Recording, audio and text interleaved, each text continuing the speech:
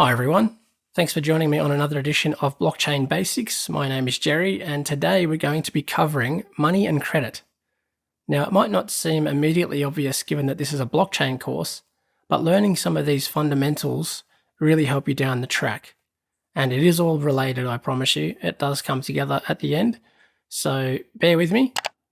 Rather than me rambling on about various elements of money, credit and the financial system, I've basically done a mashup of a bunch of really good videos and resources that I've found online and tried to string it all together in a way that is concise and not too overly heavy in the details and a higher level summary, just to make it a bit more digestible and hopefully a bit easier to understand. The links and the full videos are in the description below if you really want to deep dive into it. They vary in length from between about 5 and 6 minutes through to about 2.5 hours. So there's an awful lot of content in there if you really want to dive deeper. But this is a nice high level summary. So without any further ado, here we go. Enjoy. Money is what you settle transactions with. When you buy a beer from a bartender with cash, the transaction is settled immediately. But when you buy a beer with credit, it's like starting a bar tab. You're saying you promise to pay in the future. Together, you and the bartender create an asset and a liability. You just created credit out of thin air. It's not until you pay the bar tab later that the asset and the liability disappear, the debt goes away, and the transaction is settled. Lenders usually want to make their money into more money, and borrowers usually want to buy something they can't afford, like a house or a car, or they want to invest in something like starting a business. Credit can help both lenders and borrowers get what they want. Borrowers promise to repay the amount they borrow, called principal, plus an additional amount, called interest.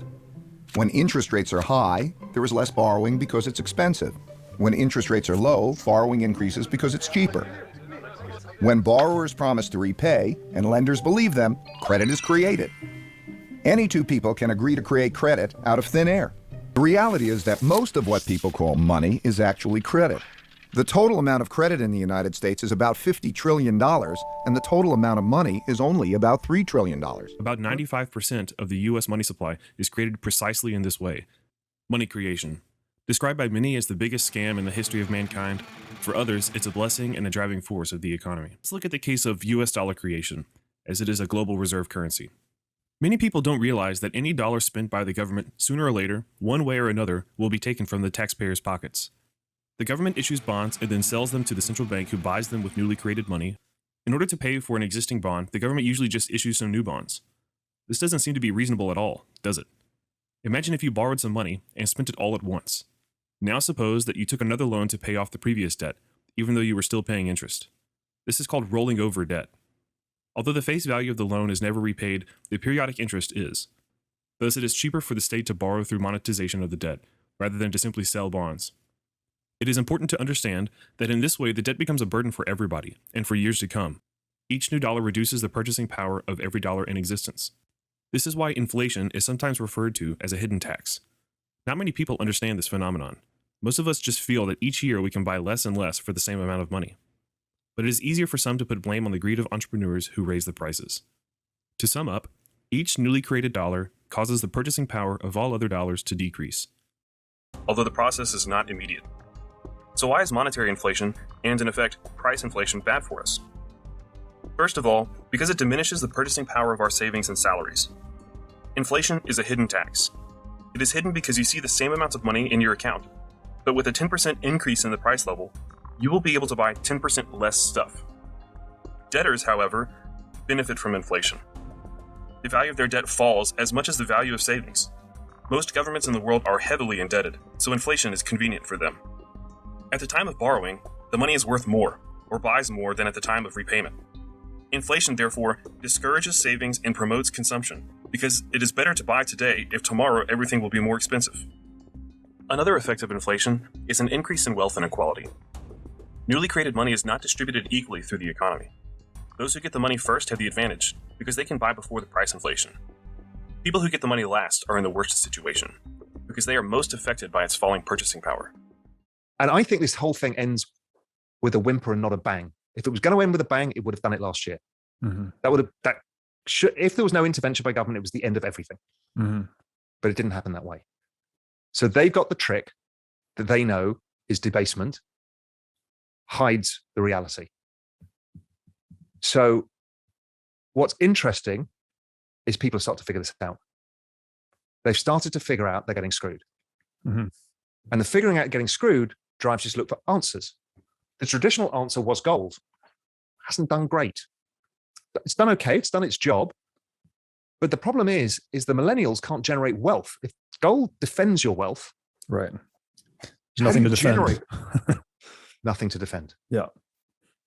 So it becomes incredibly difficult to generate wealth. Bitcoin comes along, it changes the equation. It takes a long time for people to see it, but these things, this adoption takes a while.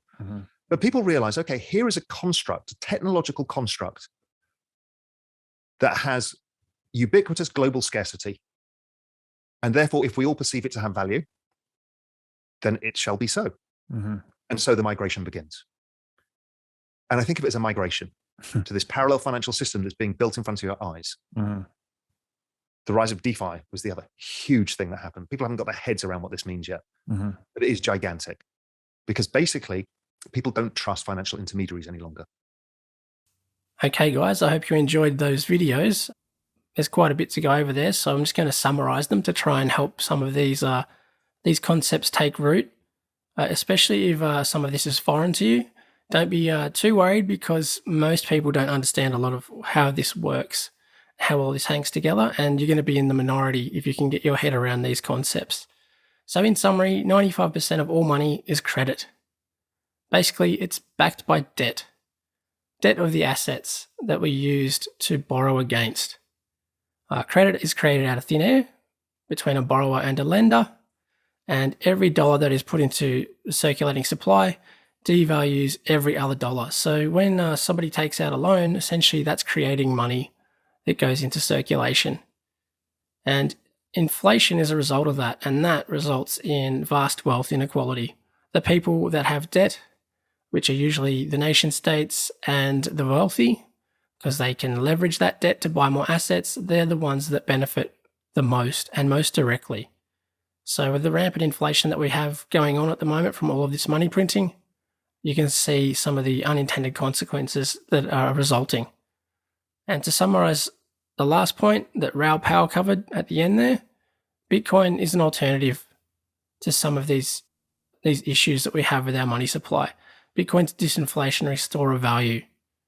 I'll go into that in greater detail in future videos, but basically what it means is Bitcoin has some inflation, but not much, and it gets less and less over time.